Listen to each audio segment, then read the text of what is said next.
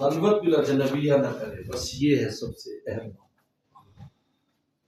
وہ جو حدیث آتی ہے کہ جس میں آتا ہے کہ دیور کو بھی آپ نے موت قرار دیا، اس کے آگے یہ لفظ ہے کریہا ان یخلو بہا، یہ ترمذی کا روایت ہے،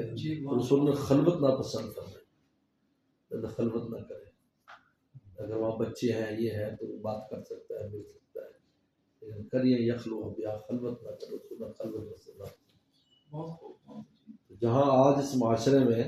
اس سے اگر احتیاط کر لے تو تب بھی بہت فتنوں سے وہاں بھی حفاظت رہے گی۔ خلوت بھی نظر دیا، ہاں بال بچے ہوں جیسے عزیز و قارب ہے، خونی رشتے ہیں، تو خلوت نہ ہو تو وسلم کے اس منشے کے سمجھ آتا ہے۔ وسلم کو تو اور آنے والے زمانے کا بھی علم بتایا گیا تو بھی کیا ہونے والا ہے، آپ نے سب کو نظام رکھا۔ تو تھانوی رحمۃ اللہ کتنے سخت ہیں اپنے زمانے میں، لیکن انہوں نے بھی دیکھا کہ اگر ایسا ماحول نہ ہو تو بس گھونگھٹ ہی نکال کر گھر میں رہے تو کافی، بات چیت کر سکتی ہے سب، بس تھوڑا سا گھونگھٹ لگا لے، بالکل اپنے اس کو آشکارا نہ کرے۔